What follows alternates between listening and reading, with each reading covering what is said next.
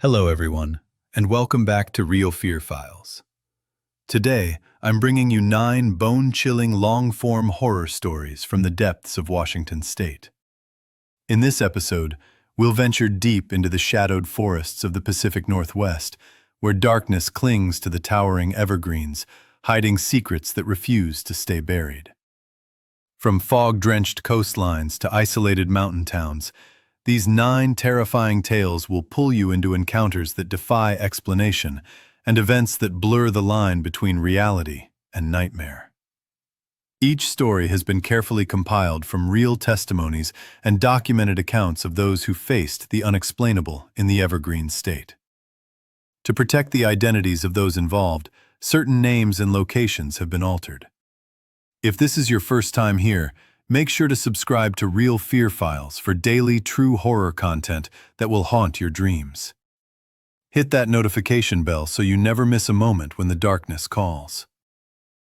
Story 1. In early 2019, I was 24, hustling to find a cheap place to crash in Spokane.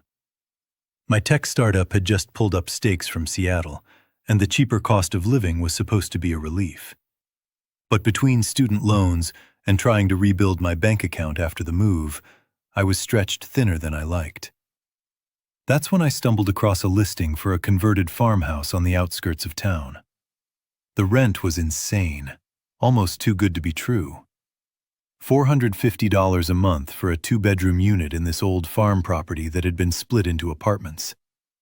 The landlord, an older guy named Mr. Kincaid, sounded nice enough on the phone, explaining that the place was a little off the grid and needed a bit of TLC, which was why it was dirt cheap.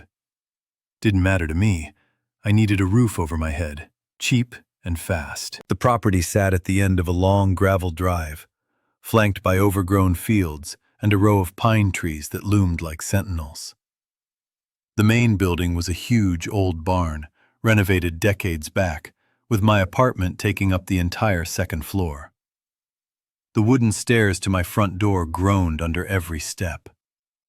That smell hit me immediately. The mix of old wood, dust, and the kind of stale air that lingers in aged buildings. Once inside, the place surprised me. High ceilings with exposed beams, hardwood floors that moaned with each footfall, and windows that looked out over empty fields stretching for miles. It felt like stepping back into a slower, quieter era. The only weird part was a tiny attic door in the hallway ceiling, with a pull-down ladder. Mr. Kincaid had mentioned it in passing during the walkthrough, telling me it was sealed off for safety and I shouldn't worry about it. Locked tight, he insisted it was just old insulation and rafters up there. I signed the lease that afternoon, feeling like I'd hit the jackpot. The first few weeks were calm. Work kept me busy, evenings were quiet, and I occasionally drove into town for supplies. The isolation? Surprisingly soothing after the chaos of Seattle. No cars honking, no neighbors blasting bass at 2 a.m. Just wind through the trees and the occasional groan of the old barn settling. But then, the noises started. Not right away, but gradually. At first, I wrote it off as the house just being old. Wood creaking, pipes shifting, maybe even a rodent or two. But the pattern soon got under my skin. Night after night, around 10 p.m., there were sounds above me.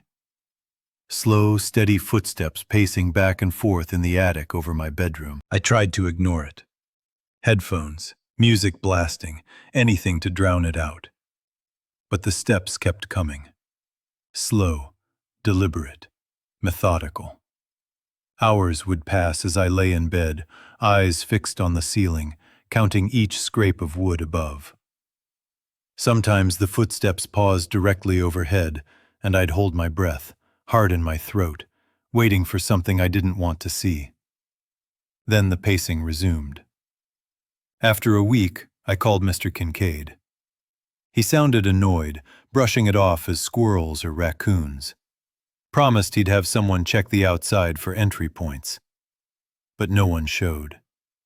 And the steps? They didn't stop.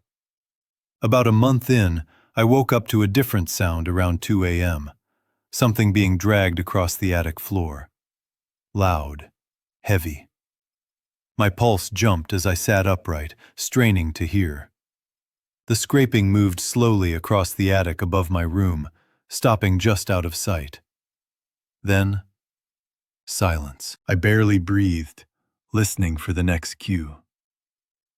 And then came the whisper. Faint, soft, almost casual, but undeniably a human voice. I couldn't make out the words, but someone, no, something, was up there. Watching. Speaking. Panic hit like a freight train. I grabbed my phone and called the cops, telling the dispatcher someone had broken in and was hiding in the attic. 20 minutes later, hours in my mind, 2 officers arrived. I stayed in my bedroom, door locked, ears straining for any hint of movement. The whispering had stopped, but the subtle creak of floorboards kept me on edge. The officers checked the outside first. Nothing. No broken windows, no ladders, no footprints. Then they asked about the attic. I showed them the sealed door. Despite the lock, one officer pulled down the ladder with a screech, dust raining down. The smell hit immediately, stale, damp, rotten in a way that made my stomach churn. They climbed up, flashlights cutting through the gloom. I stayed at the bottom, staring up, heart hammering. 5 minutes later, they descended, expressions tight, uneasy. One officer asked how long I'd lived there. I said just over a month. The other exchanged a look with him, then asked me to come see. Every instinct screamed no, but I forced myself up the ladder. The attic was a nightmare. It wasn't empty. Someone had been living up there. A sleeping bag in the corner, surrounded by empty snacks and water bottles, weeks' worth of trash. But that wasn't even the worst part. Scattered across the floor were photographs. Hundreds of them. Me sleeping, eating, watching TV, getting dressed. All taken from above, through drilled holes in the attic floor. They were positioned perfectly over my rooms. Someone had been observing me every single night. The cops started documenting everything. Crime scene units arrived, photographs were taken, evidence bagged. Among the debris was a notebook, packed with detailed notes about my daily life. When I left for work, what I ate, when I went to bed. Some pages had sketches, realistic portraits of me. Others were grotesque, depicting violent fantasies. They asked if I'd noticed missing items. A few small things, earrings, a shirt, a hairbrush, were gone. When checked, they'd been displayed on a makeshift shelf like trophies. The detective explained this was a known phenomenon, living secretly in someone's home, watching, collecting personal items, what he called frogging. Sometimes it escalated into violence. He asked if I had anyone in my life who might do this. I drew a blank. The investigation moved slowly. Fingerprints returned no matches. A nearby gas station's security footage showed a figure wandering the property at night, but blurry, unidentifiable. Mr. Kincaid was cooperative but shocked. They discovered that one vent had been cleverly removed and replaced, giving the intruder outside access. I broke my lease immediately. Mr. Kincaid didn't resist, clearly worried about liability. I moved downtown, into a modern complex with cameras and a doorman. But the trauma lingered. Every noise, every creak sent me into a panic. I triple-locked doors, checked closets, cupboards, even under the bed. Rationally, I knew I was safe, but the fear had burrowed deep. Someone had been inside my life, unseen. Even after moving, the memories didn't fade. I couldn't shake the image of those eyes peering down through the attic floorboards, the way someone had invaded every private corner of my life. Nights were the worst. Every creak in the floor above, Every gust of wind against the windows made me jump like a rookie. I double-checked every lock, peeked into closets, checked under the bed multiple times a day. Rationally, I knew I was safe, but my gut told a different story. The police investigation dragged on, slow as molasses.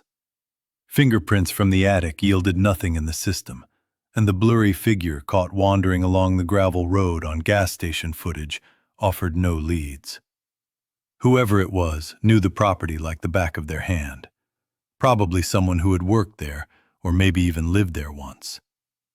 Mr. Kincaid, though shaken, cooperated fully. He swore up and down he had no idea how anyone had managed to get inside. Eventually, the detective confirmed what I had already feared. The attic intruder had vanished, likely when they realized the police were on the way. But they could easily return. I moved into a downtown apartment complex with 24/7 security and cameras, taking a pay cut to afford it. It was supposed to feel safer, and at first it did. But the psychological damage lingered. I couldn't sleep without triple-checking locks, constantly scanning for movement.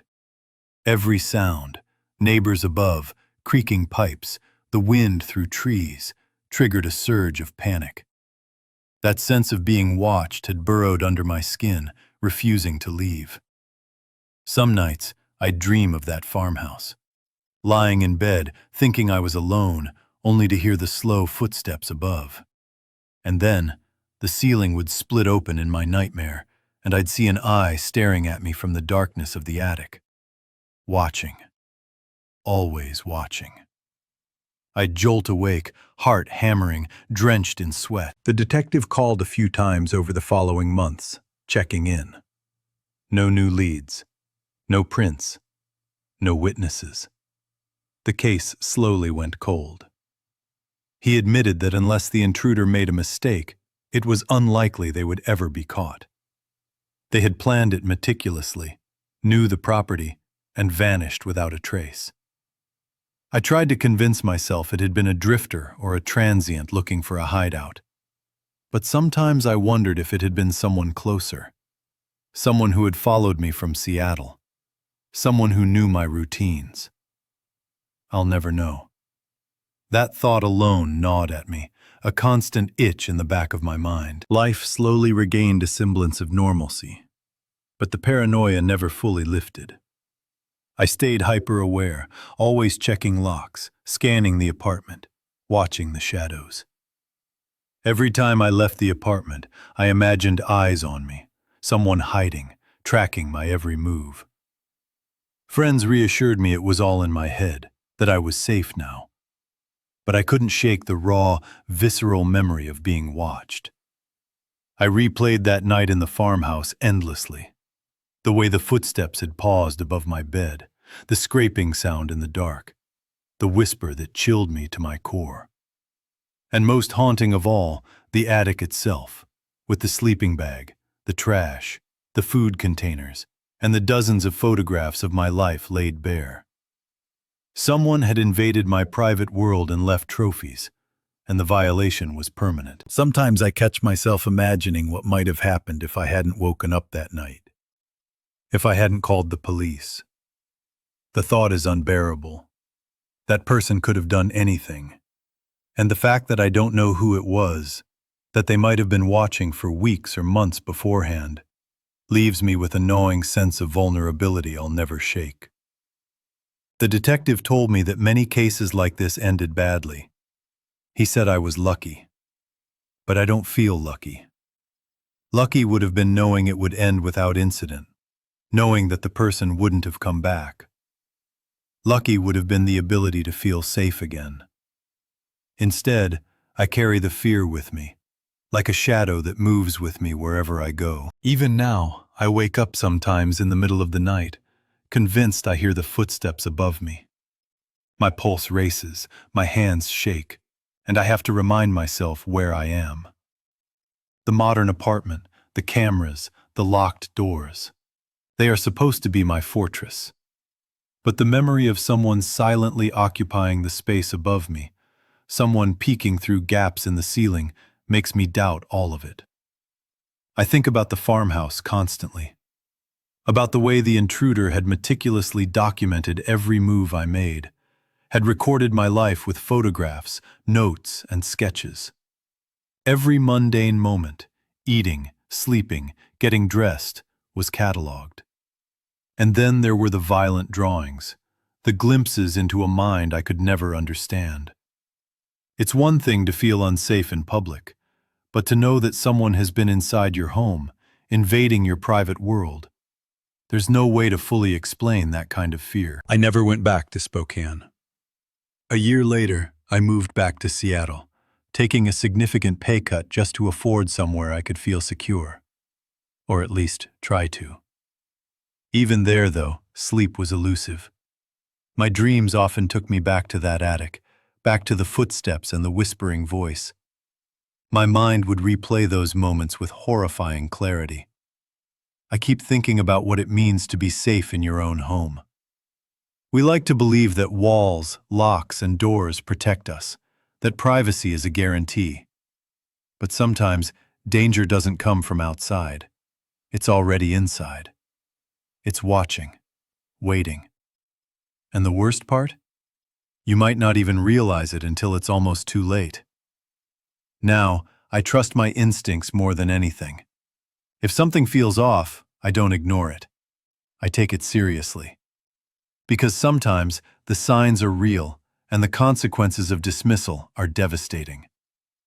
The farmhouse taught me that lesson the hardest way possible. Even today, I can't fully relax.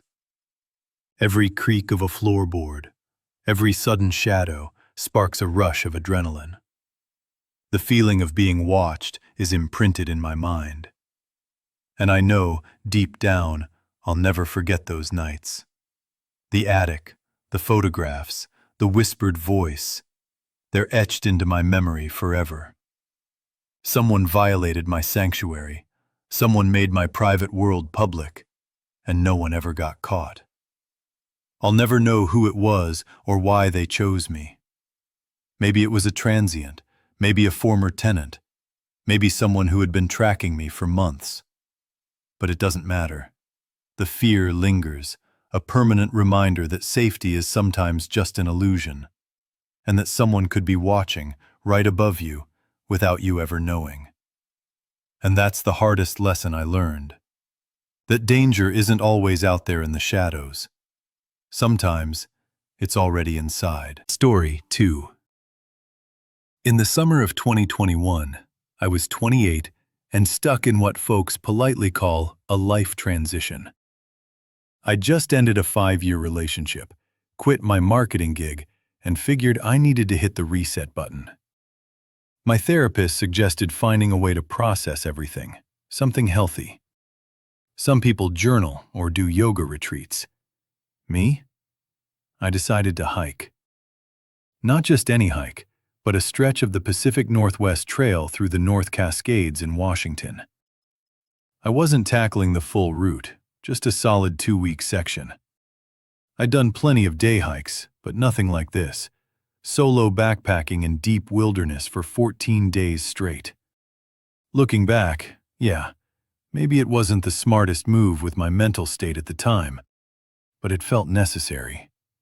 I needed space, silence, distance. I kicked off the trek in early August at the western trailhead near Ross Lake. The first few days were exactly what I needed. The trail snaked through dense, old-growth forests, across alpine meadows speckled with wildflowers, and alongside streams so clear they looked like something out of a postcard. I ran into maybe 3 other hikers in the first 3 days. Total solitude.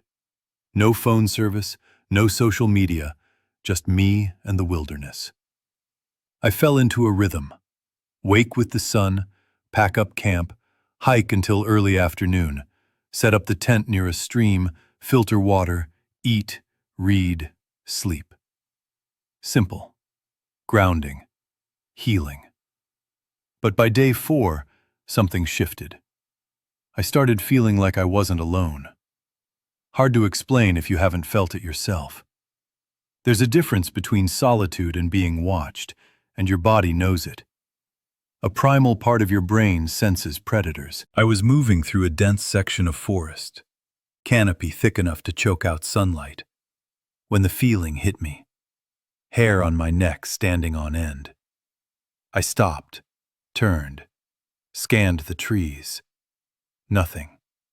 Just shadows and the distant babble of a creek. I told myself it was paranoia. Bears? Maybe a mountain lion hanging back. I started making noise, talking aloud, clapping my hands, the usual trail advice. But it didn't shake the sensation. That night, I set up camp in a small clearing by a stream. As I filtered water, I noticed fresh boot prints in the mud. Not mine.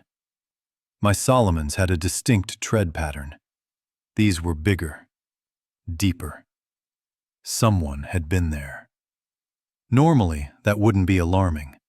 It was a public trail, after all. But these prints didn't follow the path. They cut straight from the tree line to the water and back into the forest. Who hikes off trail like that? And why? Sleep was a joke. Every snap of a twig, every rustle of leaves sounded like footsteps. Every falling branch felt like someone approaching my tent.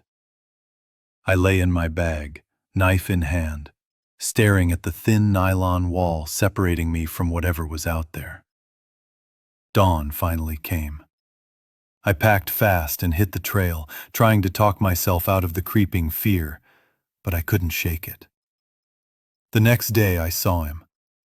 A glimpse, maybe 200 yards behind on the trail. A man in dark clothes, moving alone. Initially, relief. Another hiker. Proof I wasn't imagining it. But as the morning dragged on, it became clear he was sticking to me. Same distance, same pace. If I rested, he stopped. If I picked up speed, he matched it. I tried rationalizing. Maybe we were just coincidentally hiking the same segment at the same pace. But gut said otherwise. By midday, I decided to test it. I veered into a small clearing, pretending to set up a long break. Then I ducked behind a large boulder to watch. Minutes ticked by. 10. Then I saw him. The man rounded the bend, slow, scanning. When he didn't spot me, he hesitated, then stepped off trail, moving into the trees as if searching. My chest slammed against my ribs. This wasn't random. He was following me, hunting me. I waited until he moved deeper into the forest. Then I ran. Not along the trail, perpendicular, crashing through brush, branches ripping at clothes and skin. My pack snagged on low-hanging limbs, but I didn't care. Distance was all that mattered. After about 15 minutes, I paused to catch my breath. Silence. I checked GPS, roughly half a mile off trail.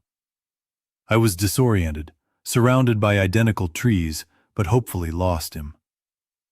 I crouched behind a fallen log for over an hour before retracing my way toward the trail, planning to skip this section and push to the next ranger station. Returning to my previous night's campsite, my blood ran cold.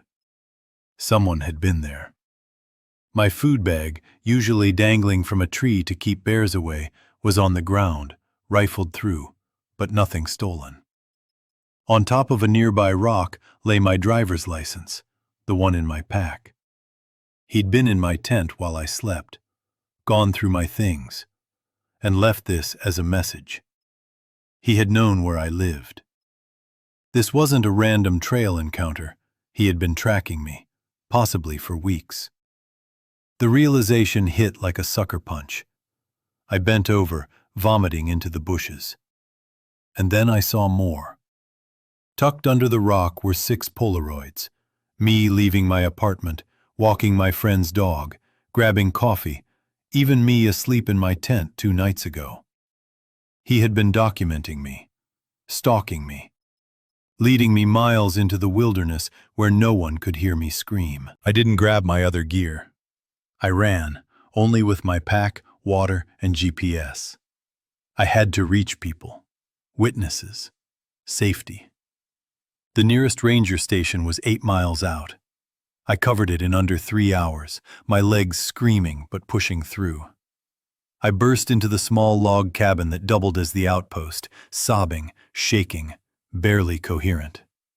Ranger Sarah, in her 50s, got me water, sat me down, and listened. Between gasps, I explained. Someone following me, photos, my ID stolen. She immediately called backup. Within half an hour, 2 rangers and a county sheriff arrived. I showed them everything. They documented the campsite, bagged the Polaroids and my license. No trace of him remained in the surrounding woods. The sheriff explained the reality. In terrain this vast, one person could vanish without a trace. He offered evacuation. I refused.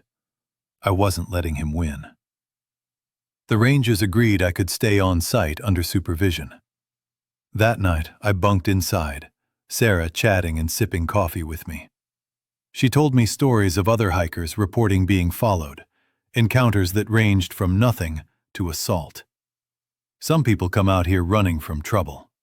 Others? Hunting. The next morning, Seattle PD called. They'd checked my apartment. No forced entry, but small things were out of place. Items shifted. A window I always kept locked was unlocked. Whoever it was had been careful, leaving barely a trace. Prints? Nothing useful. They recommended I not go back alone when the hike was over. I called my brother. No questions asked, he agreed to meet me. I also filed a detailed report with the police. Descriptions, timeline, everything. But without a clear suspect or hard evidence, they said there wasn't much more they could do. Stalking cases are notoriously tricky, especially when the person is smart enough to avoid digital trails or direct threats. I cut my hike short. The next day, a ranger escorted me back to the trailhead where my brother was waiting. I spent the following weeks at his place, too freaked out to return to my apartment alone. When I finally did, I brought friends along to help pack and move everything across the city. I didn't tell the landlord why I was breaking the lease. I just wanted out and gone. The police never found him. No arrests, no suspects, nothing. The investigation went cold. The Polaroids? Clean. No fingerprints besides mine. The boot prints at the campsite? Too degraded to trace. He was a ghost. But I know he was real. I keep the photos locked in my brother's safe. I can't look at them, but I also can't throw them away. They're proof I'm not insane, that this really happened. I stopped hiking after that. The forest doesn't feel peaceful anymore. It feels dangerous, full of hiding spots and shadows where someone could watch without being seen. I took self-defense classes. I installed a security system at my new apartment, cameras on every entrance. I check locks 3 times before bed. I vary my routine so no one can predict my movements. Hypervigilance became my new normal, exhausting but necessary. My therapist says it's PTSD, my brain stuck in survival mode. Maybe she's right, but my paranoia kept me alive out there. I don't apologize for carrying pepper spray, for cameras, for locks. I know what's out there. Monsters aren't just in horror movies. They're real. They blend in, walking past you on the street, sitting next to you on the bus. And sometimes, they follow you into the woods where no one can hear you scream. I was lucky. I escaped. But I'll never stop looking over my shoulder. Somewhere out there, he's still watching. He knows where I've been, maybe even where I am now. That thought keeps me awake most nights. Even simple routines are shadowed with caution. I don't leave my apartment the same way twice. I avoid posting anything online about my location. Every noise makes me flinch. Every stranger's glance lingers too long in my mind. I replay the events over and over. The feeling of being hunted miles from civilization. The Polaroids, my ID left as a warning. That sense of someone mapping your life, tracking your every move, is a kind of terror that never leaves. You can be rational, careful, prepared. But the knowledge that someone out there is following, watching, studying, that sticks to you like glue. Even now, I check my apartment windows obsessively. I sleep with one eye half open. Friends say I'm paranoid, but paranoia kept me alive in those woods. Trusting my gut saved me. I'll never forgive myself if I let it slip again. Life changed permanently after that trip. I used to feel the outdoors as an escape, a place to heal. Now it feels like a maze full of traps, where every shadow could hide someone with bad intentions. Nature, once a sanctuary, became a place of potential horror. And it's not just forests. I think about the bus rides, coffee shops, grocery lines. Anyone could be watching, blending in, taking note.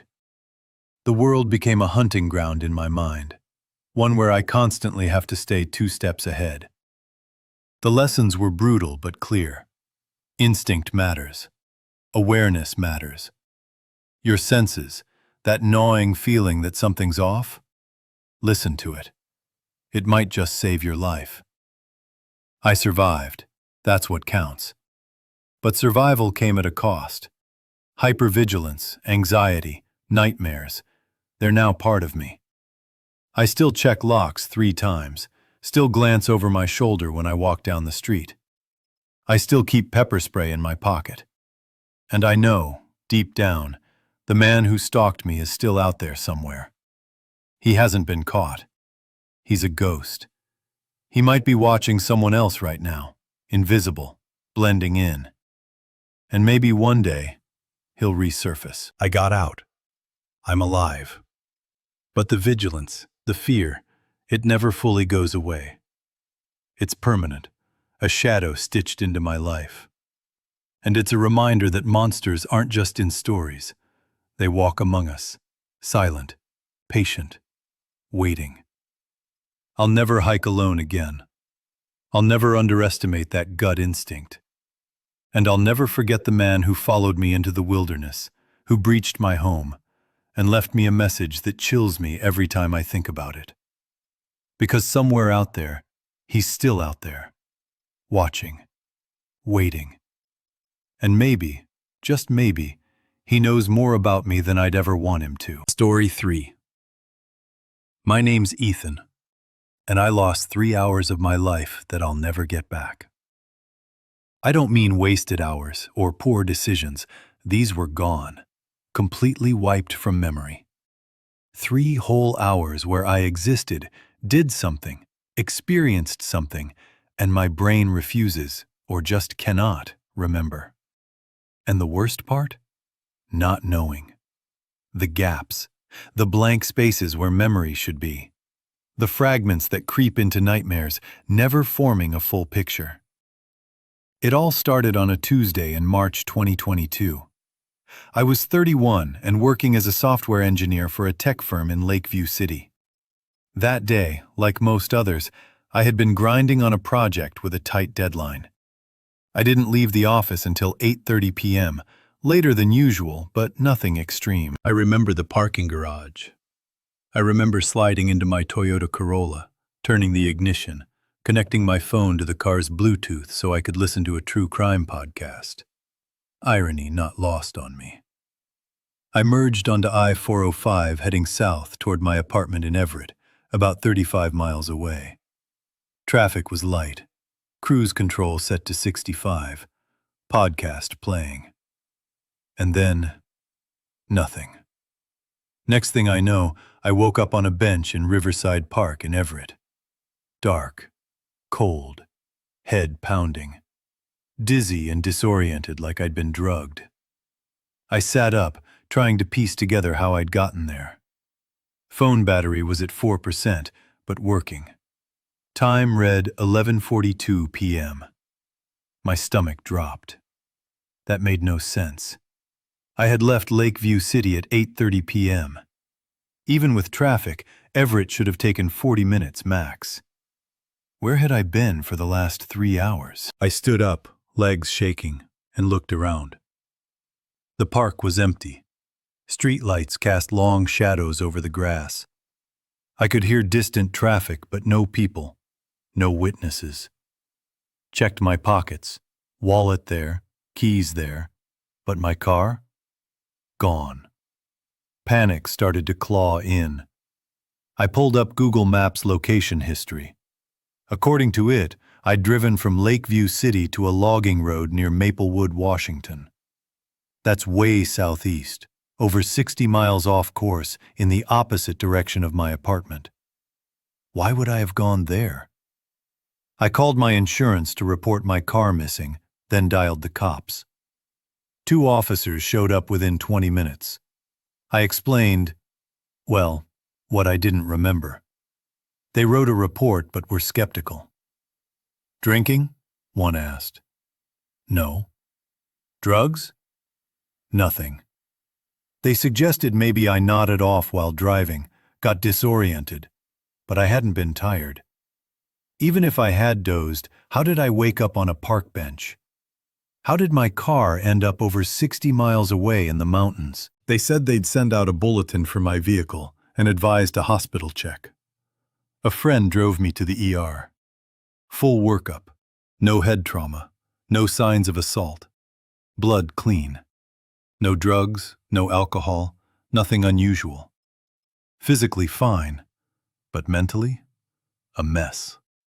3 hours of my life gone with zero explanation. Next morning, my car turned up on a narrow, overgrown logging road near Maplewood. Engine off, doors unlocked, keys in ignition. Nothing disturbed. No damage, no signs of struggle. Work bag in the passenger seat, gym bag in the trunk, sunglasses in the cup holder. Only odd detail, the odometer. Over 130 miles driven since I left Lakeview City. Police had it towed back to Everett. Forensic team examined it. No fingerprints besides mine, no foreign DNA, no evidence of tampering. It was like I drove there myself, parked, and then somehow teleported to Riverside Park. I tried reconstructing what happened. Office security footage showed me leaving at 8:28 p.m., walking normally to my car. Traffic cameras along I-405 showed my car heading south at 8:47 p.m. Then nothing until it appeared on the Maplewood logging road. Phone GPS showed a similar pattern. Last ping, 9:36 p.m. near the logging road. Then dead until I woke at Riverside Park at 11:42 p.m.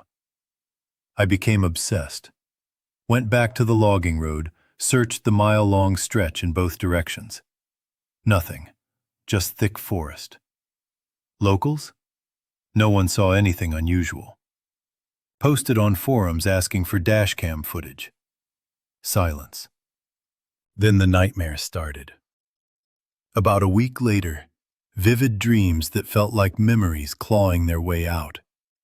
Driving on a dark forest road, trees looming, feeling watched. Tried to turn, road wouldn't let me. Shadows appeared, tall, impossibly tall, no faces, just smooth, blank surfaces. They didn't move, but I felt their gaze. Slammed on brakes, car wouldn't stop. Suddenly, I was outside, middle of the road. They surrounded me. One reached out. Cold. Paralysis. Then, wake up, drenched, heart hammering. Therapists said the dreams could be symbolic trauma processing. But they didn't feel symbolic. They felt real. Like flashes of memories my brain was trying to hide. I researched missing time phenomena. Alien abductions sounded absurd, dissociative fugue states more plausible, but didn't explain the physical evidence. Cases of people waking in strange locations, memories missing, reporting shadowy figures, a sense of something terrible happening during those lost hours. Same as me. About 3 months after the incident, something happened that made everything worse. I'd gone for a morning run, came home sweaty and exhausted, and jumped in the shower. As I dried off, I caught sight of something on my left side in the mirror. 3 tiny circular marks arranged in a perfect triangle on my ribs. Not bruises, not scrapes. Too clean, too precise. They looked almost like small burn marks, but I couldn't recall burning myself on anything. I took photos and showed my doctor. He squinted, shrugged, said they could be anything. An allergic reaction, insect bites, friction burns. But even he admitted the geometric formation was odd. I visited a dermatologist next. She was just as baffled. She took a biopsy. Results came back as localized trauma with no identifiable source. Basically, something happened to my skin, but no one knew what. That's when I started a journal. Every dream, every memory fragment, every weird moment went in. I documented the nightmares as soon as I woke up, before they slipped away. Over time, patterns emerged. The dreams always took place on a dark road flanked by towering trees. Always the same faceless figures watching. Always the same blinding white light swallowing everything at the end. I dug into the history of that Maplewood logging road. The area had a reputation, though no one talked about it loudly. In the late 70s, a group of hikers vanished around there. Their bodies were never found. In the mid-90s, a family reported strange lights floating through the tree line and hearing something like metal scraping against the sky. Indigenous groups in the region had old stories about that land, tales of forest entities that could lure travelers from the path and leave them lost between worlds. I kept trying to unlock the memories. I tried hypnotherapy. The therapist guided me into a deep, calm state, asked me to bring myself back to the night everything went blank. I described leaving work, getting in the car, merging onto I-405. But when I reached the moment where my memory normally vanished, something in me rebelled. My heart rate spiked, my chest tightened. It felt like someone was squeezing my lungs shut. I started shaking and hyperventilating. The therapist pulled me out of it instantly. She told me my subconscious was putting up walls, massive ones, and pushing harder could do real damage. She strongly recommended I stop pursuing the missing time. She said some people's minds bury things for a reason. But I couldn't just let it go. My life had been flipped upside down. I needed answers. I hired a private investigator, a retired cop named Donovan who'd worked missing person cases for decades. He reviewed everything: police records, GPS logs, traffic cam footage, my phone's location data. He interviewed people I'd talked to that night. He even drove to the logging road himself. He didn't find anything new. But he did tell me something that stuck with me. He leaned back, folded his arms, and said, "Sometimes the lack of evidence is its own kind of evidence. Something either cleaned up perfectly, or something happened that doesn't leave the kind of traces we understand." Whatever that meant, it didn't bring me any comfort. 6 months after the incident, I moved out of Everett. I couldn't stand being there anymore. Every time I passed Riverside Park, my stomach knotted. Driving near wooded areas made my hands shake. Any dark road made my chest tighten. I moved down to Portland, hoping a fresh start might help. It didn't. The nightmares followed me. The feeling of being watched followed me. I got paranoid, checking my phone's location history 3, 4, sometimes 5 times a day, just to confirm I hadn't lost more time. I installed security cameras all around my new apartment, slept with lights on, avoided night drives, avoided forests, avoided anything that felt too quiet. The 3 marks on my ribs faded after half a year, but left faint scars, barely visible unless you knew where to look. Sometimes I catch myself tracing them absent-mindedly, like a reminder carved into my skin. As time passed, the dreams became less frequent, but somehow more intense. When they happen, they hit hard. In them, the figures don't just stand still anymore. They inch closer. They tilt their heads, not like humans do, but in strange, unnatural angles.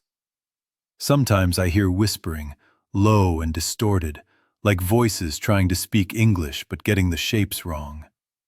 Sometimes I see flashes, my hands gripping a steering wheel I don't recognize, bright light flooding in from above, shadows leaning over me. I don't know if those flashes are memories or just my mind messing with me. But every time I wake up, I'm sweating, shaking, heart pounding against my ribs like it's trying to break out. Most people don't believe me when I tell them what happened. They think I burned out from work, had a mental breakdown, maybe hallucinated the whole thing. But I know what I experienced. I know I didn't just zone out for 3 hours. I know I didn't drive 130 miles into the mountains for fun. I know those marks on my ribs didn't appear from nowhere. And the scariest part, the part I can't shake, is the feeling that whatever happened isn't over. Some nights, when I'm lying in bed, I swear I hear something outside my window. A soft hum, a vibration, like the world holding its breath. I check the cameras, but nothing's ever there. Yet I feel watched.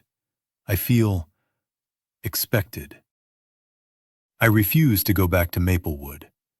I refuse to step foot on that logging road ever again. But deep down, I'm terrified it doesn't matter. Because whatever took those 3 hours from me, whatever swallowed them whole, it knows where I am. And I can't shake the feeling that one day it's going to come back. Not to finish the story, but to continue it. Story 4. In September 2020, I was 26 and scrambling for somewhere to live in Salem. The pandemic had tanked my finances. I'd been waiting tables, but when everything closed, my savings disappeared in a couple months. I bounced from couch to couch, staying with friends, living off unemployment checks that barely covered anything. That's when I stumbled on a listing. A basement unit in an old Victorian near the state capitol. $500 a month, all bills included. It felt too good to be true, but at that point, I couldn't afford to care. I called the number. An older woman named Mrs. Wallace picked up. She sounded sharp but polite, insisted she wanted quiet tenants who kept to themselves. I assured her I fit the bill. She invited me over that afternoon. The house was massive, 3 stories, painted deep burgundy with cream trim, straight out of a Gothic novel. Mrs. Wallace lived upstairs. The basement had been turned into a tiny apartment. She led me down a narrow wooden staircase that groaned underfoot. The space was small but usable, a combined living and sleeping area, a tiny kitchenette, and a bathroom with a worn shower. Ceilings were low, pipes exposed overhead, but it was clean, furnished, and crucially, cheap. I told her I'd take it. She handed me the key and stopped. "One rule," she said, voice firm. "At the back, past the water heater, there's a door. Never open it. Not ever. Got it?" I looked past her. The door was old, dark wood, padlocked tight. "What's back there?" I asked. "Storage," she said vaguely. "Stuff from before I bought the house. Unsafe. If you open it, you leave. No refund." I agreed, shrugging it off. Landlords can be eccentric. I signed a month-to-month lease and moved in that weekend. For the first few weeks, life was normal. The apartment was quiet. Mrs. Wallace rarely appeared. I got into a routine. Job applications online, reading at night, short walks around the neighborhood. The basement stayed dim even in daylight, so I kept lamps on constantly. The only odd thing was the cold. No matter how high I cranked the heater, a chill lingered near the back, around that locked door. I mentioned it once. She told me basements are always chilly and to get more blankets. I did. No difference. About a month in, the weirdness started. At first, faint noises. Scratches, like fingernails dragging along wood behind the locked door. Then rhythmic tapping, deliberate, as if someone was knocking from inside. And then whispers. Overlapping voices, soft, murmuring, indecipherable. I tried ignoring it, headphones blasting music, convincing myself it was the house settling, rats, old pipes. But it got louder. One night around 2 a.m., I woke to a child laughing. Not joyful, hollow, wrong, echoing from the door. Every nerve screamed at me to get out. The laughter faded abruptly. I didn't sleep the rest of the night. Next morning, I studied the door. Rusty padlock, warped wood, dark stains. Maybe water, maybe something else. Deep gouges scratched the surface, as if claws had worked from inside. I texted photos to a friend in construction. He said the scratches looked fresh. That freaked me out more than the sounds. I confronted Mrs. Wallace. She went pale, hands trembling. I hadn't touched the door, but she was still rattled. She said to ignore it, that the door must stay locked. Pressed for details, she reluctantly shared the history. The house was built in 1897 by a wealthy family, the Carringtons. In the 1920s, their 3 children vanished overnight. Parents claimed they ran off. Neighbors said they heard screams from the basement. Police found nothing. Subsequent tenants of the basement reported the same phenomena. Sounds, whispers, a feeling of being watched. Some even claimed to see small apparitions in old-fashioned clothes. Mrs. Wallace sealed the door 15 years ago after the previous tenant opened it and ran off in terror.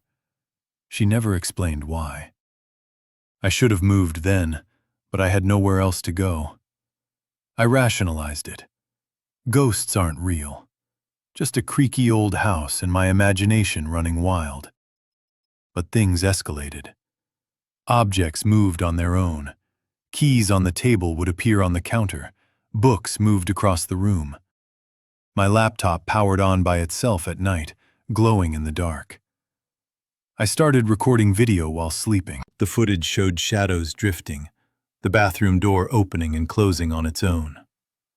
Once, a small hand pressed against my blanket from under the bed, as if someone was reaching up. I became obsessed.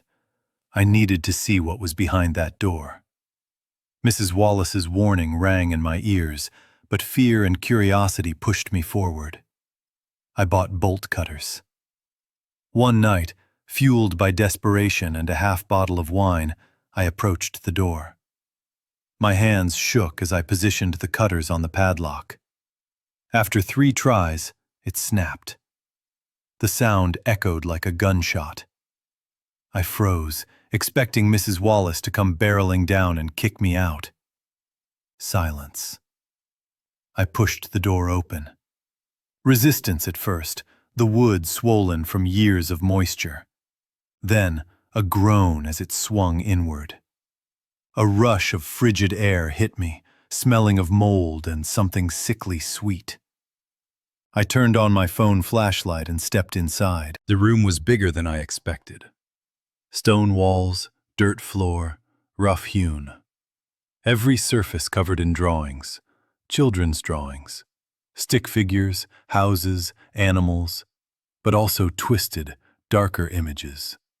Faceless figures hanging from trees, bodies on the ground surrounded by pools of red crayon. Violence rendered in unsteady childlike hands. In the center lay a pile of clothing, Tiny dresses, shorts, shoes from another era. My stomach lurched. The fabric was stained dark.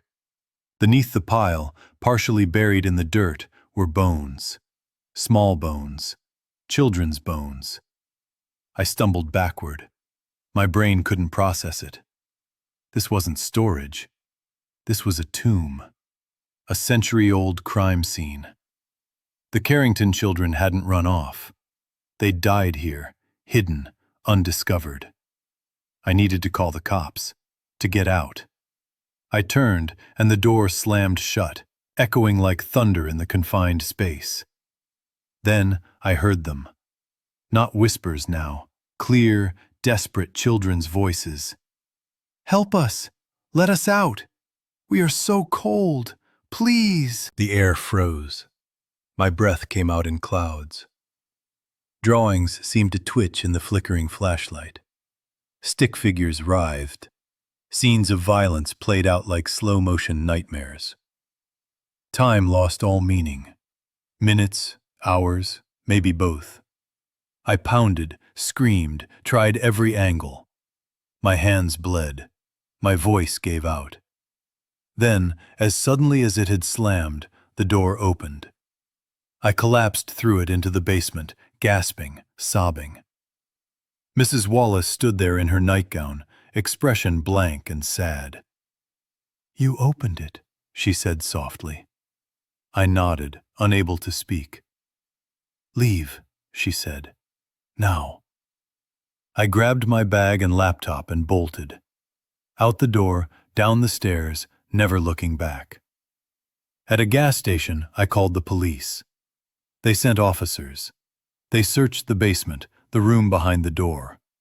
According to the report, nothing was there. No bones, no drawings, no crime scene. Just an empty, water-damaged storage room. Mrs. Wallace confirmed this. She told them I must have imagined it, that stress had warped my mind. But I know what I saw. I have nightmares every night. The drawings, the bones, the voices pleading for help. The Carrington children are still there, trapped behind that door. The house hides them, protects its secrets, and no one else will ever see. I can't forget it. I can't unsee it. And I know, deep down, that place still holds them, waiting, silent and unseen, forever lost in the dark. Story 5. My name's Wyatt, and until last year, I worked the graveyard shift as a security guard at an abandoned industrial site just outside Ridgeport, Washington. Worked being the key word. I won't ever set foot on that property again, and I wouldn't tell anybody with a functioning survival instinct to go near it either. But I should start from the beginning. Back when I was dumb enough to think it was just an easy paycheck with zero hassle.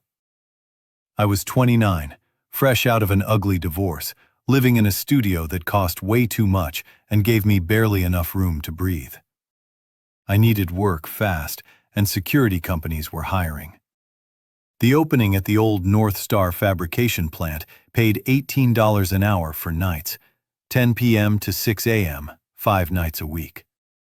For someone who needed money desperately, it sounded perfect. The plant had been abandoned for over a decade, ties cut after the company tanked financially. It was stuck in some endless legal mess, but the owners needed someone around to keep out scrap thieves and bored teenagers. That someone became me. The place was huge. 3 rusting warehouses, a neglected office building, and several forgotten outbuildings sprawled across 12 acres of crumbling asphalt and dead grass. Most of it was hollowed out. Gutted machines, dusty desks, shattered windows, graffiti everywhere. My role was simple. Walk the perimeter every 2 hours, check the entrances, fill out a log sheet, and then park myself inside a tiny guard shack near the front gate. Honestly, it was boring. But boring was exactly what I wanted. No drama, no yelling, just me, silence, and a thermos full of coffee. The first few weeks were uneventful. I did my loops, scrolled on my phone, Maybe chased away the occasional group of high school kids sneaking in to smoke or film videos. The place was creepy at night, sure. The wind made the buildings moan, shadows shifted in weird ways. But empty buildings do that. Noise happens. I wasn't superstitious. The only thing I feared was real people. Actual criminals. That's what my training prepared me for. Then, stuff started getting weird. Little things at first. After finishing my 2 a.m. patrol, I'd return to the guard shack and find the door cracked open. I always closed it. Always. Nights got cold, and leaving the door open killed the heat from my space heater, so I was careful. But again and again, wide open.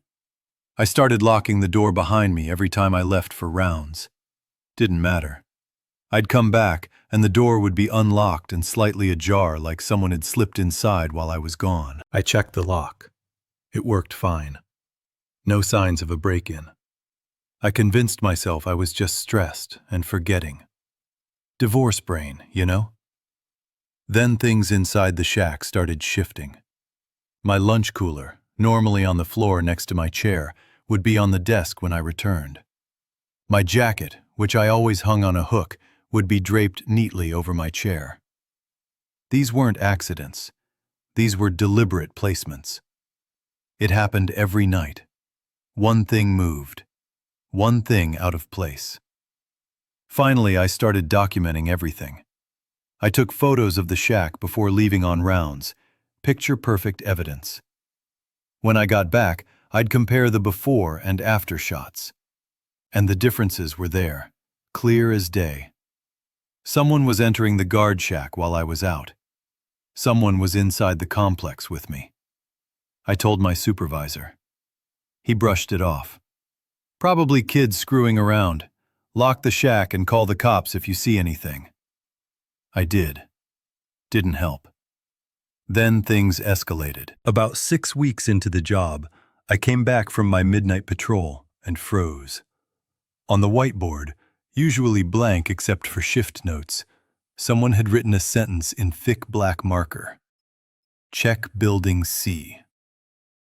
Building C was the farthest warehouse on the property, the most isolated, the one I'd walked through just half an hour earlier.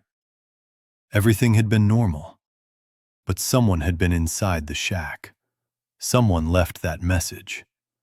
Someone wanted me to go back out there. Every instinct in me screamed, don't. It felt like bait, like walking into a trap. But my job required I investigate. So I called the cops, told them exactly what was happening. They said they'd send someone, but the nearest unit would take at least 20 minutes. 20 minutes turned into 40. 40 turned into an hour. When I called back, the dispatcher told me every patrol in the area was tied up at a wreck on the highway. They'd get to me eventually. Eventually wasn't good enough. Whoever wrote that message was on site. Could have been stealing tools or scrap. Could have been something worse. Either way, I couldn't just sit around waiting. I grabbed my flashlight and my baton, the only weapon they gave me, and headed toward Building C. The walk took maybe 10 minutes. The night was pitch black, no moon, just my cheap flashlight slicing through the dark. The warehouse towered ahead like a giant metal tomb with busted windows along the top. The door was still locked. I unlocked it and stepped inside. My flashlight beam cut across empty space, rusted metal frames, discarded pallets, paint cans stacked like someone forgot them decades ago. "Security!" I shouted. "If someone's in here, come out now!" My voice echoed. Nothing. I checked behind equipment, scanned the corners, kept my hand near my baton. Then I saw it. A makeshift camp tucked against the far wall. A dirty sleeping bag, a battery lantern, piles of food wrappers and water bottles. Someone had been living in there for a long time. Someone who knew my schedule well enough to slip in and out without being seen. I pulled out my phone to take photos. And then I heard it. The sound of footsteps behind me. Slow, heavy, intentionally slow. I whipped around, flashlight raised. A figure stood about 20 feet away, half hidden behind a steel support beam. Tall, wearing all dark clothes, hood up. He didn't move, just watched me. "Hey!" I barked. "You need to leave, right now." He didn't answer. He just tilted his head like he was studying me. Then he started walking toward me. Not running, just a steady, confident walk. I stepped back. "Stop! I'll call the cops!" He didn't stop. I fumbled for my phone, dialing with shaking fingers while keeping the light on him. He moved closer. 15 feet now, close enough for me to catch a glimpse of his face. Pale, gaunt, expression dead and cold. That broke me. I ran. I sprinted toward the side door, crashing through scattered debris, lungs burning. Behind me, I could hear him, those slow, dragging, deliberate footsteps. He wasn't running. He didn't need to. He acted like he knew he'd catch up no matter what. I shoved through the exit door and exploded into the freezing night air. I didn't stop. I tore across the lot toward the guard shack, legs pumping, chest tight. I slammed the shack door shut behind me, locked it, shoved a chair under the handle, and called 911 again. This time, I didn't let the dispatcher tell me they were busy. I yelled into the phone, "There's someone here! He followed me! I need help, now!" The dispatcher kept me talking. I don't remember most of what I said. I was shaking too hard. But the cops arrived about 12 minutes later. 3 officers. I ran outside to meet them, breathless and borderline hysterical. They swept the entire complex, all 3 warehouses, the main office, the outbuildings. They found the camp. They photographed everything, the bedding, the trash, the lantern. But they didn't find the man. He had simply vanished. They told me he must have slipped out when I was running, maybe hid in the woods until they left. But the more they inspected the camp, the more disturbing it got. When they searched the sleeping bag, they found photographs. Tons of them. All of me. Shots taken over weeks, me unlocking the gate, sitting in the shack, walking my rounds, getting out of my car. And worse, pictures taken outside my apartment complex. Clear shots of my building, my parking spot, me carrying groceries. He knew where I lived. He'd been following me home. The detective assigned to the case said it looked like stalking, maybe obsessive behavior. He asked the usual questions. Did I have enemies? Anyone holding a grudge? Exes? Angry coworkers? I had nobody who fit the bill. My ex-wife might have disliked me, but she wasn't insane. And I had no enemies worth committing a felony over. They dusted for prints. Nothing. Checked cameras from my apartment. Nothing. Whoever this guy was, he was careful. Experienced. The detective said he might have done this before. He told me to take time off work, stay with family or friends, not go back to the site until they figured out who the trespasser was. I didn't argue. I called my supervisor that night and quit on the spot. No amount of money would drag me back into that wasteland with a stalker creeping around the shadows. I stayed with my brother for 2 weeks. Police hit dead ends. No leads, no suspects. The case quietly fizzled out, like these things always do when the danger isn't happening right in front of them. Eventually, I had to go back to my own apartment. I installed new locks, cameras, motion lights, anything that made me feel even slightly safer. I changed my routine every day, took different routes, checked behind me constantly. But I never saw him again. He vanished the same way he appeared. Quiet, unexplainable, like some dark shape that crawled back into whatever hole it came from. I think about him sometimes. Where he went. Whether he picked a new target. Whether he's out there still watching people, memorizing their routines, learning their habits, waiting for the perfect moment to step into their lives. Because here's what I learned. Evil isn't always loud. It doesn't always kick down your door or scream in your face. Sometimes it's patient, silent. It watches from the far corner of a warehouse. It learns you. It waits. And by the time you realize it's there, it's already too late. I was lucky. I got out. Most people never get that chance. So if you ever get that cold feeling, that sensation that someone's eyes are on you, following your every move, trust it. Because someone might be. And whoever they are, they might already know exactly where you sleep. Story 6. My name's Andrew, and one night in a dingy motel in Yakima Valley, Washington, shook me more than I ever imagined. I'm not someone who buys into ghost stories. Never went to church, never read tarot cards, and horoscopes? Please.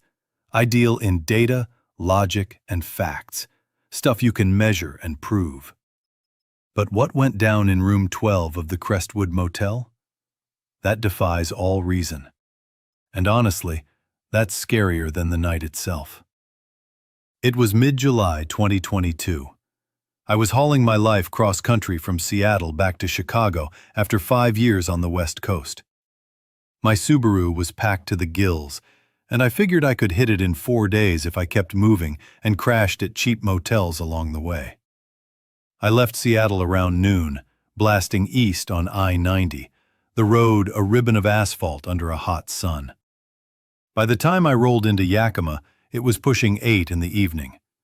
My body was dragging, I was starving, and all I wanted was a bed and a shower. I pulled off the freeway and spotted the Crestwood Motel, a single-story building, paint peeling, a flickering neon sign that read vacancy, like it was giving a sad little wave.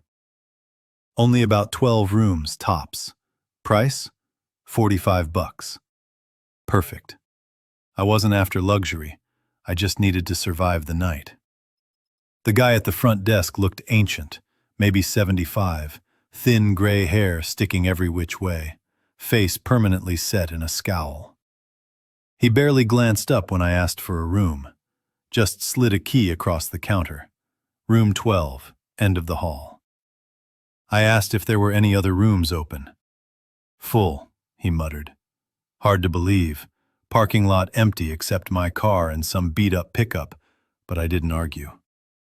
I grabbed my overnight bag, headed down the hall, and unlocked room 12. It was exactly what I expected. Dated furniture, floral wallpaper faded to nothing, and that musty motel smell that screams, probably hasn't been deep cleaned in years. The bed looked fine, the shower worked, so I dropped my stuff, kicked off my shoes, and ordered a pizza from the street corner shop. While waiting, I hopped in the shower. That's when I first noticed the closet. A small sliding door tucked in the corner, slightly ajar. I nudged it closed and went back to rinsing off. 10 minutes later, I step out, and the door is open again. Same tiny crack as before. I froze for a second, trying to remember if I actually shut it. Maybe I hadn't? No, I had. I walked over and slammed it shut this time, forcing the latch to click. Satisfied, I hit the bed and flicked on the TV. Pizza came 20 minutes later. I ate, flipped through mindless reality shows, but my eyes kept drifting to that closet. Door stayed closed. Good. By 11, I was done pretending I wasn't tired. Brushed my teeth, set an alarm, and crawled under the covers. The room was dark except for the faint glow from the parking lot light filtering through the curtains. I shut my eyes and tried to drift off. That's when I heard it, a soft creak. Eyes snapping open, I stared at the closet. Wide open. Not a crack. Wide. Empty inside. wire hangers swinging gently. Heart pounding, I got up, examined the track. Nothing. Latch worked, smooth as new. I closed it again, went back to bed, but sleep was a joke. I lay there, staring at the ceiling, convincing myself old buildings make noises, doors warp, latches fail. Rational, logical, safe. 20 minutes later, creak. Door sliding. I didn't move, didn't look, just lay frozen. Then, whispering. Soft, indistinct, coming from inside the closet. Could have been my imagination, but no, I heard it. Murmuring, just beyond comprehension. Phone flashlight in hand, I approached cautiously. Door empty. Nothing. But the whispering continued. I closed it and wedged the chair from the desk in front. Problem solved. Back in bed, I didn't sleep. Around 1 a.m., something else. Soft, shuffling footsteps. From the bathroom area, moving closer. Pad of bare feet across carpet. Lamp on. Footsteps stopped. But now, breathing. Right next to the bed. Wet, raspy, struggling like someone with damaged lungs. I couldn't see anyone, but I could hear them, feel them. Lights flickered. 2 quick flashes, then dark. Total black. Phone flashlight on again. Nothing. But breathing louder. And the voice, clear this time, right in my ear. Get out. I didn't hesitate. Bag in hand, shoes on, I bolted. Didn't bother with the chair or the closet. Door unlocked, out into the warm night. Shaking, trying to catch my breath. I looked back. Room 12. Lights on. Through the window. I hadn't turned them on. I was certain. I raced to the front office, pounding on the door. The old man appeared, annoyed. I demanded a different room. I explained the whispers, the footsteps, the breathing, the door opening on its own. He stared for a long moment, unreadable. Then, "You shouldn't have stayed in room 12. I blinked. I didn't know. It was the only room available. "No," he said. "I should have told you why, but folks don't believe me." He led me to a small office, pulling out a binder stuffed with clippings and handwritten notes. Room 12 had a history. In 1987, a man named Daniel Cortez checked in and never checked out. 3 days later, a maid found him. He had hanged himself in that very closet. Since then, guests reported the same things: whispers, footsteps, the sense of being watched, figures in corners, someone sitting on their bed. Attempts to fix it failed. Priests, mediums, even sealing the closet. Nothing worked. Eventually, the motel stopped renting the room unless absolutely necessary. "Why give it to me?" I asked. The old man shrugged. "Business was slow. I thought maybe you wouldn't notice, maybe you'd sleep and leave. But they don't leave you alone." Who were they? He didn't know. Something that drew Cortez there. Something that lingered. He offered a different room, free. I left. That night, I drove as far as I could. I haven't looked back. Even now, I replay that night in my head. Those whispers, the breathing, that voice. Get out. What if I hadn't listened? Would I have made it until morning? Or would I be another note in that binder, another guest lost in room 12? Driving through the night, I forced miles between myself and Yakima. My hands still shook. My heart wouldn't slow. The motel faded behind me, but the memory hasn't. I tried explaining it to friends. "Probably stress," someone said. "Just a weird motel," another. But they weren't there. They didn't hear the closet slide, didn't hear the whispered warning, didn't feel the cold, wet breath in their ear while alone in the dark. I rented motels in other towns, but I can't shake the feeling. Some places, they hold on to shadows. They remember. They wait. Weeks later, I thought about contacting the motel, maybe to warn someone. The number was still listed, but I didn't. I couldn't risk it. I pictured the old man's scowl, the binder, the folded, yellowed newspaper clippings. Some things aren't meant to be shared. Some things aren't meant to be understood. Even today, I flinch when I see a sliding door closet. I triple-check locks. My rational mind tells me it's paranoia. My instincts? They remember room 12. They remember what I saw, or didn't see, what I heard, or what I felt. People talk about haunted houses or cursed objects. This wasn't that. This was a room, a small, ordinary motel room, cheap and unassuming, carrying something old, patient, persistent. You could ignore logic all you want, ignore warnings. But some rooms, they speak to you.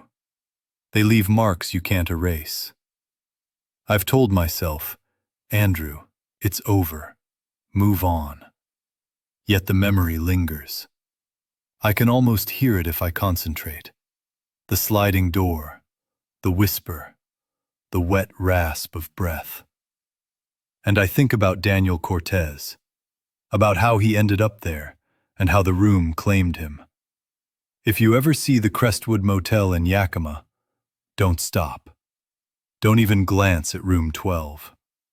Some things aren't just unlucky, they're wrong.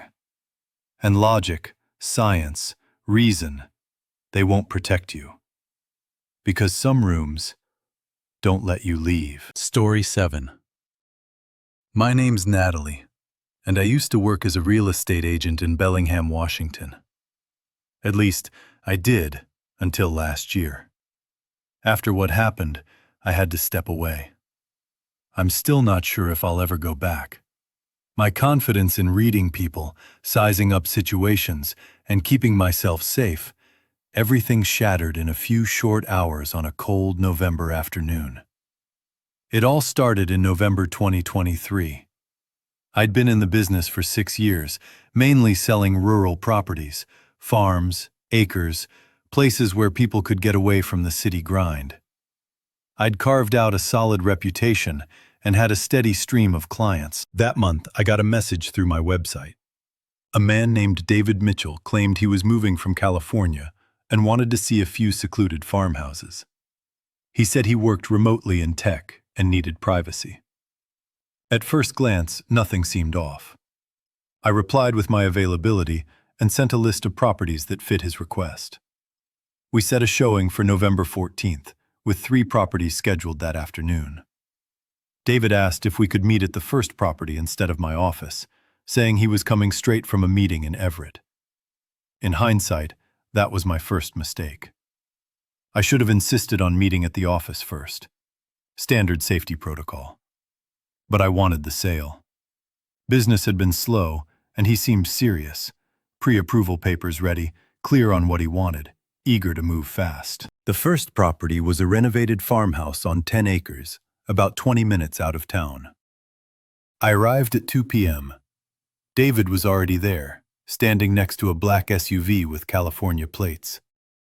Tall, around 6'3", mid-40s, clean cut, dressed in high-end outdoor gear.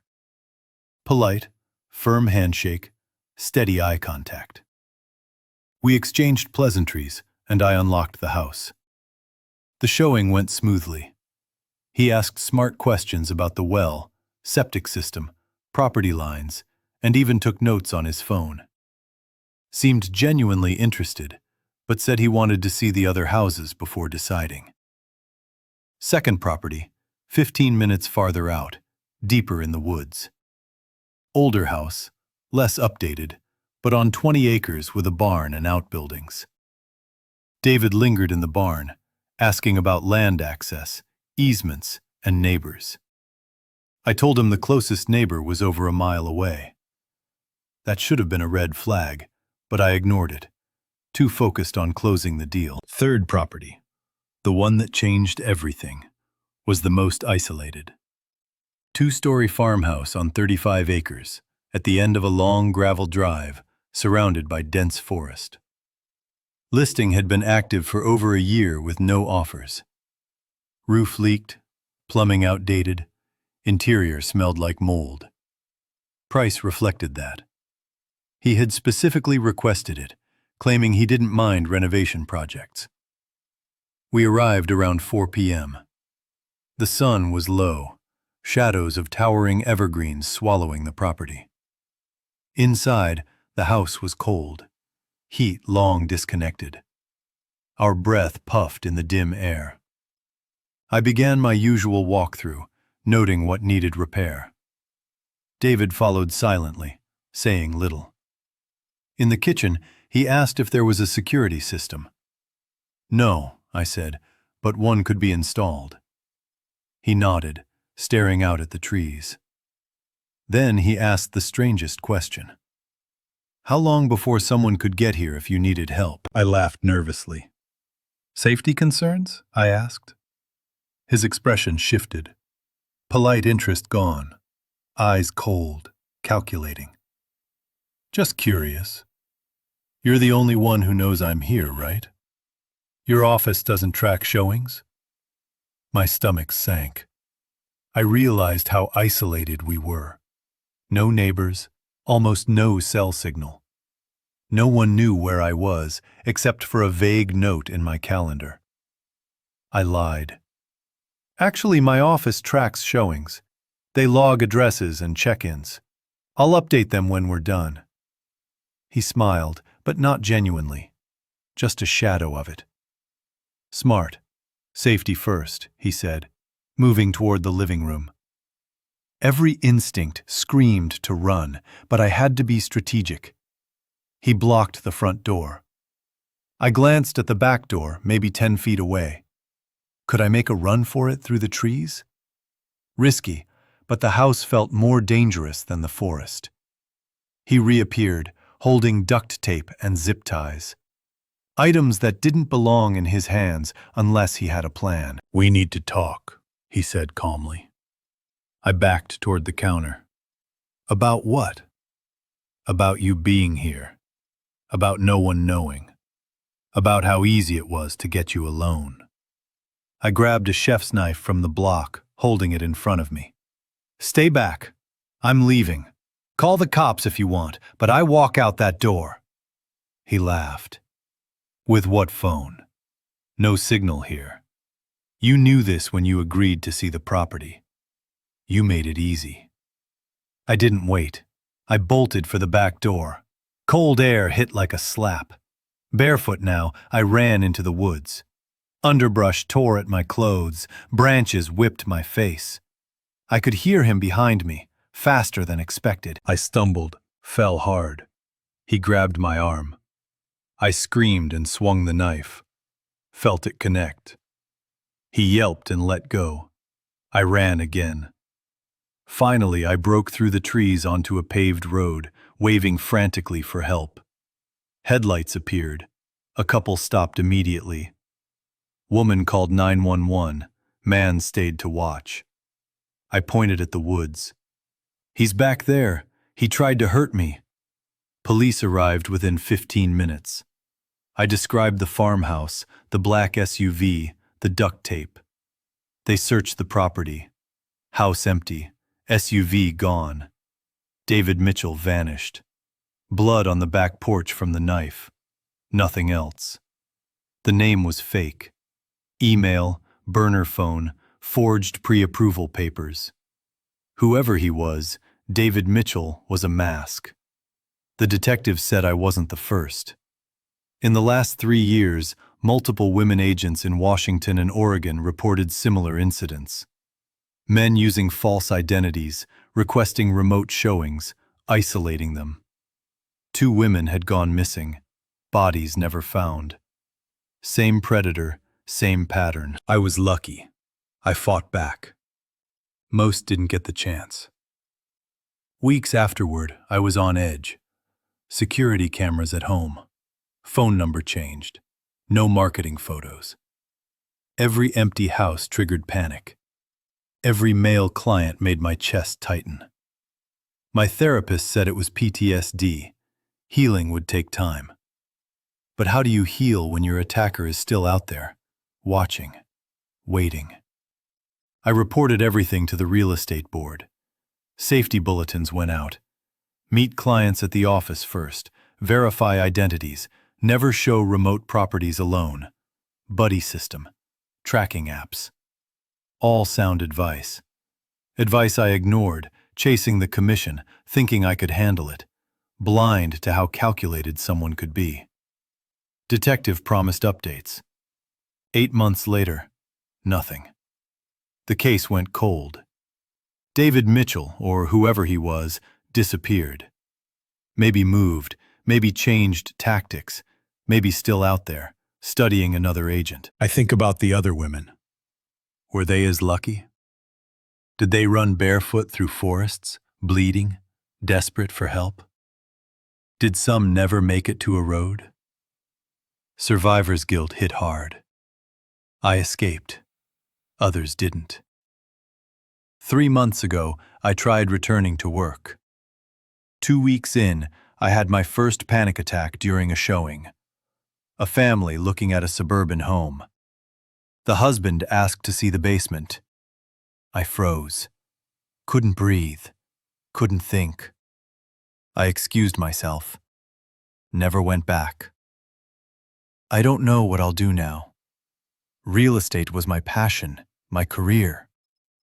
Maybe I pivot to commercial properties, always populated, always visible. Maybe I leave the industry entirely. Something safe. Something without life or death stakes. I'll never forget November 14th. The day I walked into a trap.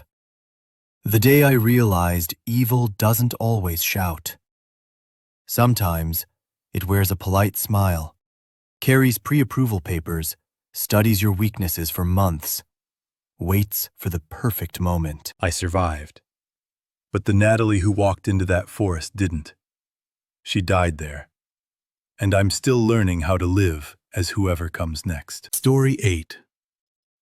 My name is Eleanor, and I lost someone I cared about in a way I still can't wrap my head around. Not dead, at least not in any way that makes sense. He just vanished. Gone, swallowed by something I don't even have a word for. Somewhere, reality felt like it bent and the rules we trust didn't apply. I've spent the past year chasing answers, looking for explanations for what happened on that island. But every trail went cold, every door slammed shut, and the messages kept coming. It was October 2023. My boyfriend Lucas and I had been together for 3 years, and we were burned out. Both of us in high-stress jobs in Seattle, barely seeing each other, like ships passing in the night. We decided to take a long weekend getaway to the San Juan Islands. We booked a tiny cabin on Orcas Island, the quieter side of the chain, planning to spend 4 days hiking, kayaking, and just reconnecting. It seemed perfect. It should have been perfect. We arrived Friday afternoon, catching the ferry from Anacortes. The weather was classic October, overcast, crisp, a thread of rain hanging in the air. But the island itself was stunning. Rolling hills, dense woods, jagged coastlines where seals lounged in the sunlight. Our cabin was rustic but cozy, perched on a bluff overlooking the water. That first night we cooked together, drank cheap wine, and talked about nothing important. It felt like a reset, a chance to remember the us that had been buried under stress and long hours. On Saturday morning, we picked a coastal trail on the eastern edge of the island. The map marked it as moderately challenging, about 6 miles round trip, ending at a secluded beach. We packed sandwiches, water, a small first aid kit, and set out around 9 a.m. The trail threaded through dense forest. The canopy above turned the sunlight into a soft, greenish gloom. We held hands, talking about what the future might look like. "Maybe we should get married," Lucas said. "Maybe we should quit our jobs and travel for a year," I joked. "Or adopt a dog," he added. Little ideas, but in that moment, they felt huge. By 11 a.m., we hit the beach. Just like the brochure described, a crescent of gray sand and smooth stones, driftwood strewn everywhere, tide pools full of starfish and anemones. Absolutely empty, no other hikers, no boats, just the waves and gulls. We ate lunch on a large piece of driftwood, watching the water. That's when the fog came. It rolled in fast, like it had been waiting. One moment, overcast but clear, the next, a wall of white on the horizon, moving toward us unnaturally quick. Lucas remarked on how thick it was. Dense, opaque. It swallowed the shore, the water, even the forest behind us. Within minutes, we could barely see 10 feet ahead. The temperature dropped, my breath visible in little clouds. "We should head back," I said, uneasy. "Yeah," he agreed. We packed up and tried to retrace our steps, but the trail, the clearly marked path we'd followed down, was gone. Disoriented, we wandered along the tree line, looking for familiar markers. Nothing. Every tree, shadow, and patch of fog looked identical. Lucas pulled out his phone. No signal. That couldn't be right. We had signal earlier at the beach. He tried the offline map we'd downloaded. Crashed. Again and again. My phone was just as useless. Compass spinning, apps glitching. We were effectively blind. "We need to stay calm," Lucas said. "We'll walk the perimeter until we find the trail. It has to be here." Time became slippery. Watches contradicted each other. Mine said noon, his 1:15 p.m. Nothing added up. The fog pressed closer. Silence was thick. No wind, no birds, just our footsteps on the stones and sand. Then Lucas stopped. "Do you hear that?" I strained. Faint, whispering voices carried through the fog. Multiple, indistinct. "Maybe other hikers?" I suggested. "They can help us." We called out, "Hello, can you help us?" The whispers stopped. Long pause. Then they returned, closer. Lucas grabbed my hand. "We need to move, now." His voice had that edge that froze me. We ran, crashing through underbrush, directionless, desperate. I tripped, scraping my palms. Lucas helped me up. Then the fog ahead parted just slightly. Figures. Tall, thin, wrong somehow. Limbs bent at unnatural angles.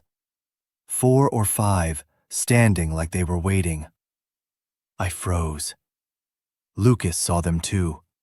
He pulled me back. We turned to run another way, and there were more. We were surrounded. Lucas yelled, though I couldn't make out the words over the pounding in my chest. And then, he let go of my hand. He ran, not away from them, toward them. I screamed his name. "Lucas, stop! Come back!" But he didn't. He disappeared into the fog. The figures closed around him. I stood paralyzed, shouting until my voice cracked. Minutes stretched. The fog began to lift. Slowly, then faster, like it had been controlled, like it had gotten what it wanted. Within 15 minutes, the sun returned, trail markers visible, forest normal. But Lucas was gone. I searched for hours, screaming, scanning every inch of that beach. Footprints, clothing, any clue. Nothing. I eventually found the trail and ran back to the cabin. Called the police, reported him missing. Search and rescue teams came within hours. Dogs, helicopters, thermal imaging. 3 days of combing. Nothing. No tracks, no evidence, no body. Officially, they said he might have fallen into the water and been swept away. But there were no cliffs. The beach was flat, water shallow for hundreds of yards. The detective in charge was kind, but didn't know what I'd seen. I knew. I had seen the figures. I had seen the fog swallow him. Back in Seattle, I tried to move on. Counseling, sorting through his things, talking with his family. Nothing filled the gap. Then, 6 weeks later, I got a text from his number. Just one sentence. I'm still here. My blood froze. I called. It went straight to voicemail. The voicemail he'd recorded years ago. I texted back, "Where are you? Who is this?" Silence. The police traced the ping. Near Orcas Island, same place he disappeared. His phone had been off since that day. Impossible. Messages kept coming. Weeks apart, always cryptic. "Help me. I can't find the way out. It's dark here. They won't let me leave." I showed them to the police. Likely someone hacking his account, they said. But these messages contained details only Lucas knew. Inside jokes, memories from our relationship. No one else could know. I hired a private investigator. He talked to locals, researched the island's history. Stories surfaced. Hikers vanishing in fog, fishermen swallowed by mist, legends of spirits that exist between worlds, luring people into realms they can't escape. Folklore, he said, but I knew better. Last month I returned to the island, walked that trail, stood on that beach, waited for the fog. Nothing. Clear day, bright sun. No whispers, no figures. Empty except for waves. That night, back at my hotel, another text. "You shouldn't have come back. Now they know where you are." I left the island the next morning. I haven't returned. I don't know if Lucas is alive, or trapped somewhere between worlds, or if the messages are him, or something mimicking him. All I know is I lost the person I loved to a fog that shouldn't exist, and he, or it, has been trying to reach me ever since. The rational part of my mind says grief. Patterns where none exist. Coincidence or a cruel stranger. But the part of me that stood on that beach, that saw those figures, knows the truth. There are places where reality is thin, where something waits in the mist, and once it has you, it never lets go. Story 9. My name is Joshua Kane, and I've stopped trusting my own memory. Sounds dramatic, I know, but when you've lived the same day over and over, when you find notes in your own handwriting warning you about events that haven't even happened yet, you start questioning everything. I moved to Willow Creek, Washington in March 2022, hoping for a clean slate. I'd just gone through a brutal breakup, and Portland had become a maze of memories I couldn't escape. Willow Creek looked perfect on paper. A sleepy college town tucked into southeastern Washington, surrounded by vineyards and wheat fields. Peaceful. Normal. I found a rental online. A small 2-bedroom bungalow at the edge of town, sitting amid sprawling farmland. Rent was ridiculously low, $450 a month, which in hindsight should have screamed, "red flag." But I was broke and desperate, so I signed the lease without asking too many questions. The landlord, a grizzled man named Mr. Whitaker, handed me the keys and casually mentioned that the last 3 tenants had all skipped out before their leases were up. No explanations. I didn't push. I just wanted a roof over my head. The house itself was dated, probably 1950s, but functional. Hardwood floors, a tiny kitchen, a bathroom with a clawfoot tub. Backyard overgrown, paint peeling, the kind of place that felt forgotten by time. I didn't mind. 6 months here, save money, and figure out the next step. At first, life seemed normal. I unpacked, set up my laptop, applied for jobs online. I walked into town, poked around the wineries, tried to enjoy the slower pace. But small things were off from day one. Coffee mugs would move from the counter to the living room. Shoes left by the door ended up in the bedroom closet. I chalked it up to stress and forgetfulness. But then came the notes.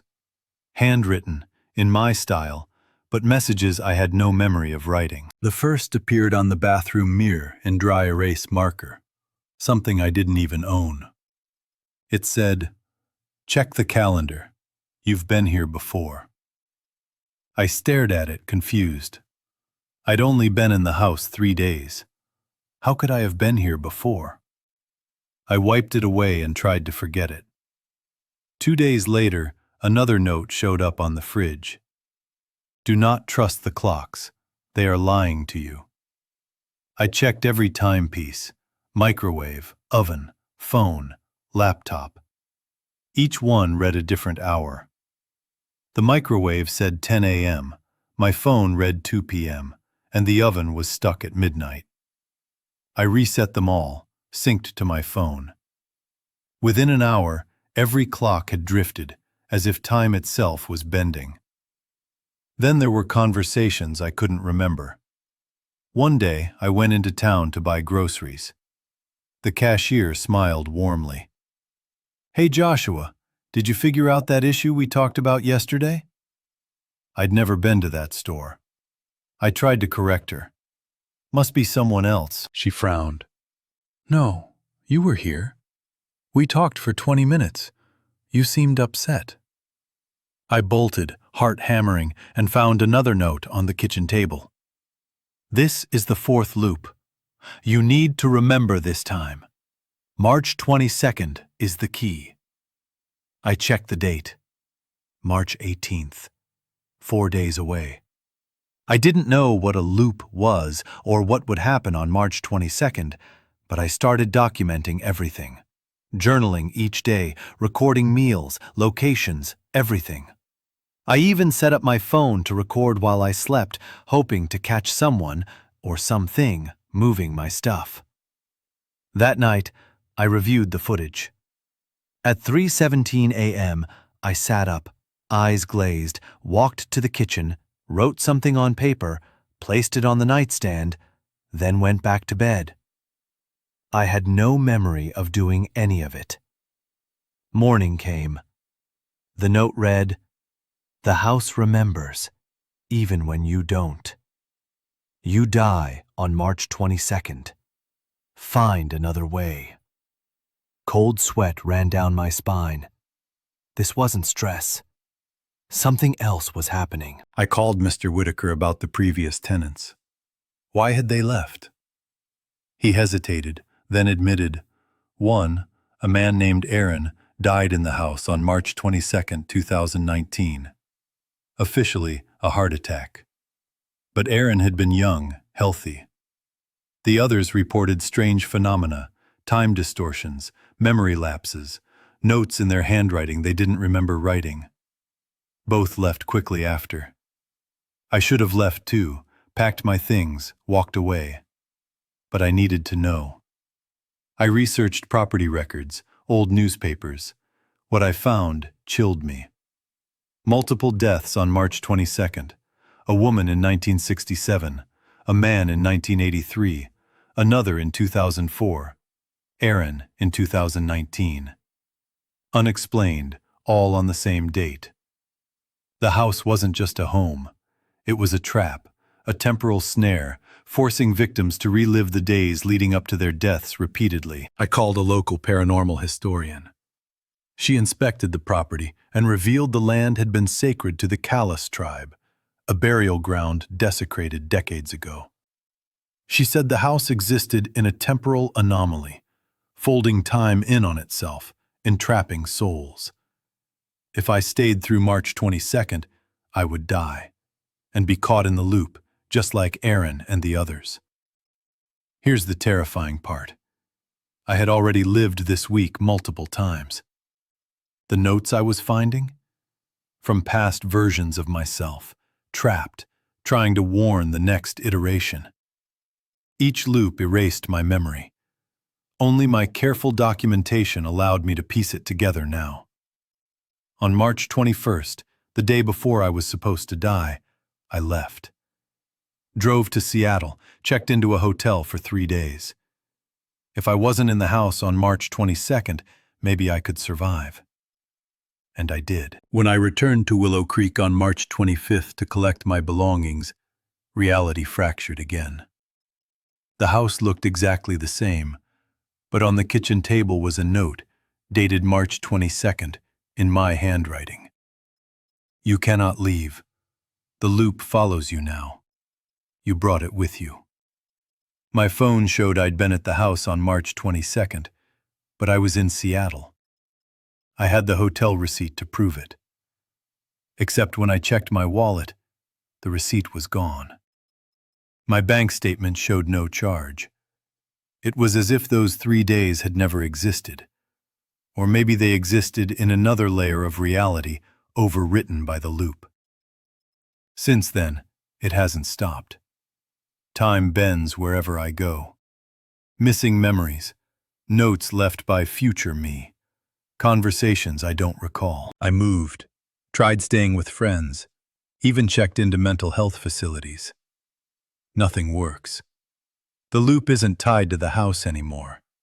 It's tied to me. I've become the house, or perhaps never left it. Maybe I died on March 22nd like Aaron, and everything since has been my mind trying to convince itself I survived. I've lost count of the repetitions. Some notes mention the 15th loop, the 30th, the 50th. Each time I start over convinced it's the first. But the notes grow more desperate, frantic. The latest. Stop trying to escape. You are already dead. Accept it. That one scared me more than all the others. Maybe it's true. Maybe I am a ghost, trapped in my own existence. Replaying events endlessly, searching for a non-existent escape. I see other people, interact with them, but sometimes they don't notice me. Sometimes my words vanish mid-air. I've tried telling therapists, friends, family. They all say the same thing. You need rest, medication. You're having a psychotic break. Maybe they're right. Maybe this is all in my head. But then why the notes, the clocks? March 22nd keeps coming no matter what I do. I may never know the truth. I may never escape. But I keep leaving notes for the next iteration, hoping the next me will piece together enough to break free, or at least understand. If you're reading this, know I existed. My name is Joshua Kane. I lived in a house in Willow Creek, Washington, where time collapses, where the past and future merge into an endless present, where death is a doorway into repetition. I don't know how many times I've written this. I don't know how many times I'll write it again. But I keep trying. Because the alternative, eternal entrapment, is something I'm not ready to accept.